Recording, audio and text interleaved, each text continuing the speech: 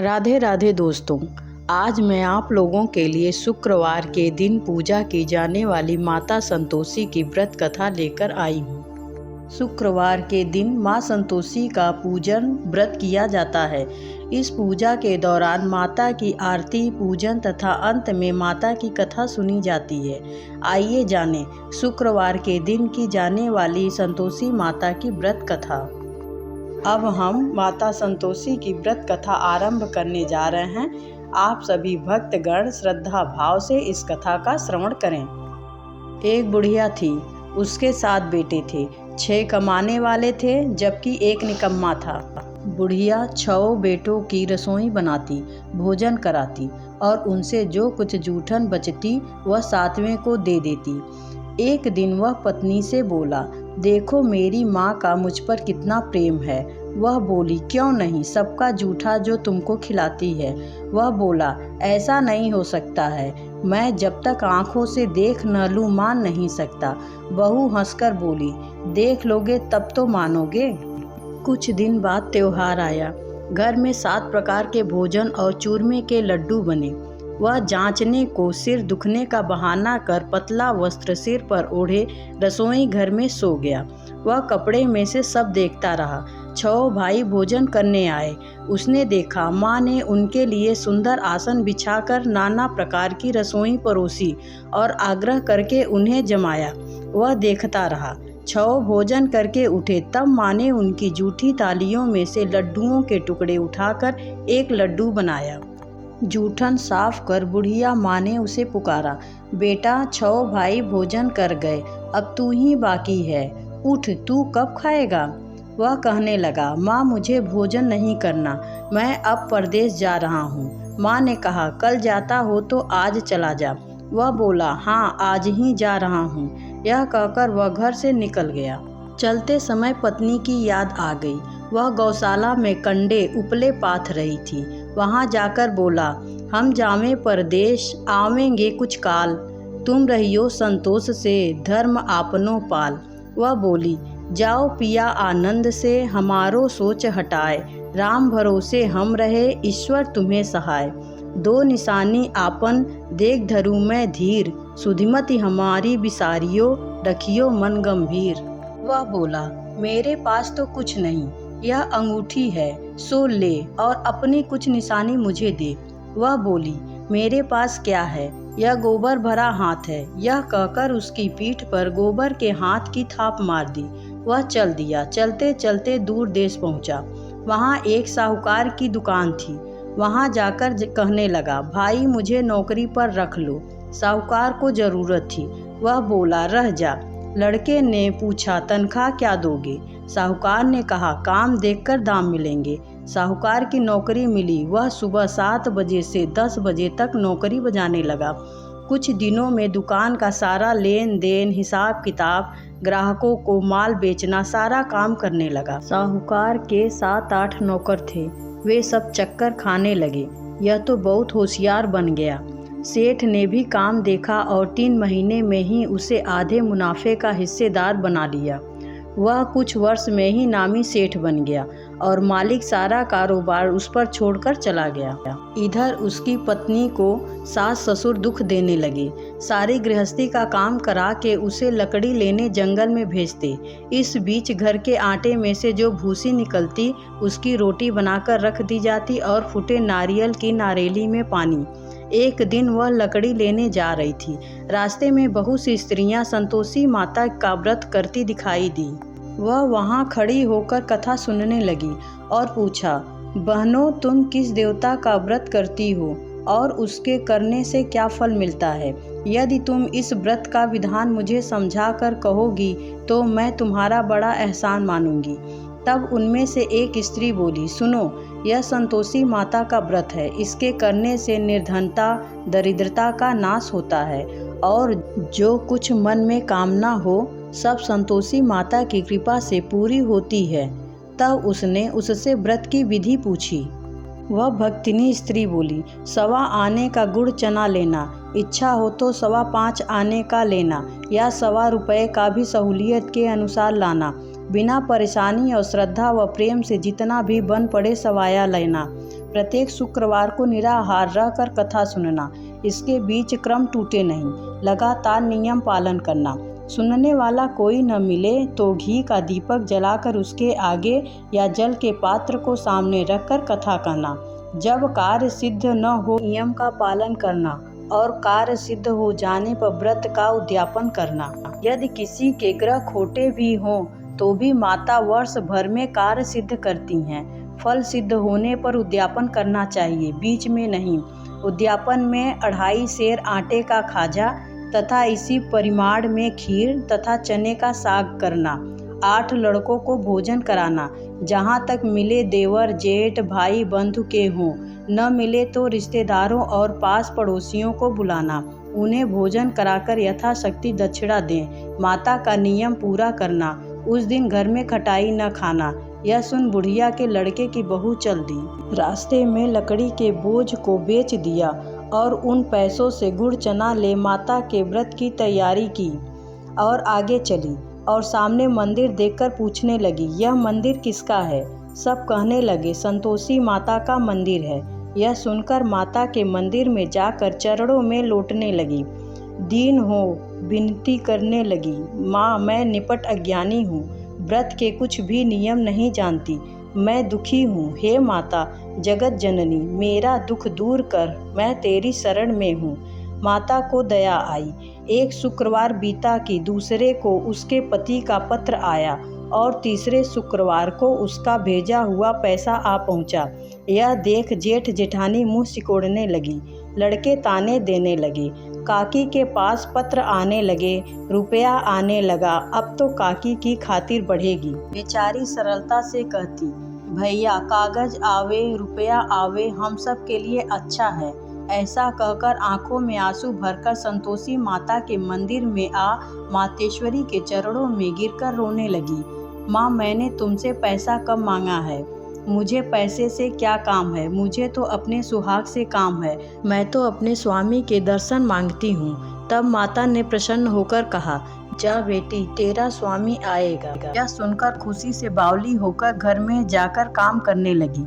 अब संतोषी माँ विचार करने लगी, इस भोली पुत्री को मैंने कह तो दिया कि तेरा पति आएगा, लेकिन कैसे? वह तो इसे स्वप्न में भी याद नहीं करता। उसे याद दिलाने को मुझे ही जाना पड़ेगा। इस तरह माता जी उस बुढ़िया के बेटे के पास जाकर स्वप्न में प्रकट हो कहने लगी, साहूकार के बेटे सो रहा है या जागता है? वह कहने लगा, माता सोया भी नहीं जागता भी नहीं हूँ, क्यों क्या आज्ञा है? माँ कहने लगी, तेरे घर बार कुछ है कि नहीं? वह बोला, मेरे पास सब कुछ है, माँ बाप हैं, बहू है, क्या कमी है? माँ बोली, भोले पुत्र तेरी बहू घोर कष्ट उठा रही है, तेरे माँ बाप उसे परेशानी दे रहे हैं, वह तेरे लिए तरस रही है, तू उसकी सुध ले। वह बोला, हाँ माता जी यह तो मालूम है, परंतु जाऊं तो कैसे? देश की बात है, लेन देन का कोई हिसाब नहीं, कोई जाने का रास्ता नहीं आता, कैसे चला जाऊं? माँ कहने लगी, मेरी बात मान, सवेरे नहा धोकर संतोषी माता का नाम ले, घी का दीपक जला, दंडवत कर दुकान पर जा बैठ। देखते देखते सारा लेन देन चुक जाएगा, जमा का माल बिक जाएगा, साँझ होते होते धन का भारी ढेर लग जाएगा। अब बूढ़ी माँ की बात मान कर वह नहा धोकर संतोषी माता को दंडवत कर घी का दीपक जलाकर दुकान पर बैठ गया। थोड़ी देर में देने वाले रुपया लाने लगे, लेने वाले हिसाब लेने लगे। कोठे में भरे सामान के खरीदार नगद दाम के सौदा करने लगे। शाम तक धन का भारी ढेर लग गया। मन में माता का नाम ले, चमत्कार देख प्रसन्न हो घर ले जाने के वास्ते गहना कपड़ा सामान खरीदने लगा। यहाँ काम से निपट तुरंत घर को रवाना हुआ। उधर उसकी पत्नी जंगल में लकड़ी लेने जाती है। लौटते वक्त माता जी के मंदिर में विश्राम करती। वह तो उसके प्रतिदिन रुकने का जो स्थान ठहरा। धूल उड़ती देख वह माता से पूछती है, हे माता यह धूल कैसे उड़ रही है? माता कहती हैं, हे पुत्री तेरा पति आ रहा है, अब तू ऐसा कर लकड़ियों के 3 बोझ बना ले, एक नदी के किनारे रख और दूसरा मेरे मंदिर पर, वह तीसरा अपने सिर पर। तेरे पति को लकड़ियों का गट्ठर देख मोह पैदा होगा, वह यहाँ रुकेगा, नाश्ता पानी खाकर माँ से मिलने जाएगा, तब तू लकड़ियों का बोझ उठाकर जाना और चौक में गट्ठर डालकर जोर से आवाज़ लगाना, लो सासू जी लकड़ियों का गट्ठर लो, भूसी की रोटी दो, नारियल के खेपड़े में पानी दो, आज मेहमान कौन आया है। माता जी से बहुत अच्छा कहकर वह प्रसन्न मन से लकड़ियों के 3 गट्ठर बनाई, एक नदी के किनारे पर और एक माता जी के मंदिर पर रखा। इतने में मुसाफिर आ पहुंचा। सूखी लकड़ी देख उसकी इच्छा उत्पन्न हुई कि वह यहीं पर विश्राम करे और भोजन बनाकर खा पीकर गांव जाए।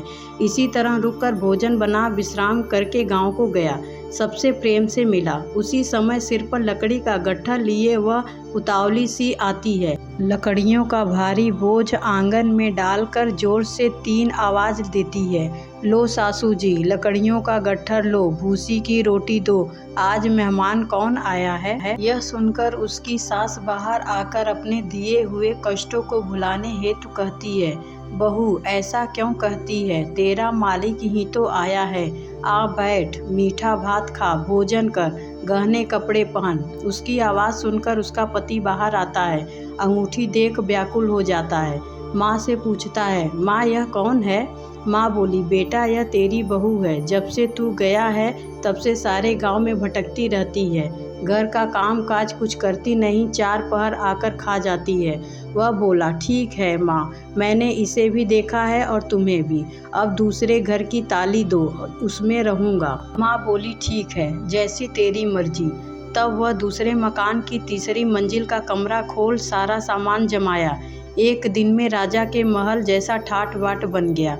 अब क्या था, बहू सुख भोगने लगी। इतने में शुक्रवार आया। उसने पति से कहा, मुझे संतोषी माता के व्रत का उद्यापन करना है।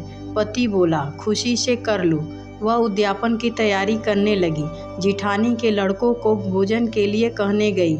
उन्होंने मंजूर किया, परंतु पीछे से जेठानी ने अपने बच्चों को सिखाया, देखो भोजन के समय खटाई मांगना, जिससे उसका उद्यापन पूरा न हो। लड़के जिमने आए, खीर खाना पेट भर खाया, परंतु बाद में खाते ही कहने लगे, हमें खटाई दो, खीर खाना हमको नहीं भाता, देखकर अरुचि होती है। वह कहने लगी, भाई खटाई किसी को नहीं दी जाएगी, यह तो संतोषी माता का प्रसाद है। लड़के उठ खड़े हुए, बोले, पैसा लाओ। भोली बहू कुछ जानती नहीं थी, उन्होंने पैसे दे दिए। लड़के उसी समय हट करके इमली खटाई ले खाने लगे। यह देखकर बहू पर माता जी ने कोप किया। राजा के दूत उसके पति को पकड़कर ले गए। जेठ जेठानी मन माने वचन कहने लगे, लूट लूट कर धन इकट्ठा कर लाया है, अब सब मालूम पड़ जाएगा, जब जेल की मार खाएगा। बहू से यह सहन नहीं हुए। रोती हुई माता जी के मंदिर गई, कहने लगी, हे माता, तुमने क्या किया, हंसाकर अब भक्तों को क्यों रुलाती हो। माता बोली, बेटी तूने उद्यापन करके मेरा व्रत भंग किया है। वह कहने लगी, माता मैंने कुछ अपराध किया है, मैंने तो भूल से लड़कों को पैसे दे दिए थे, मुझे क्षमा करो, मैं फिर तुम्हारा उद्यापन करूंगी।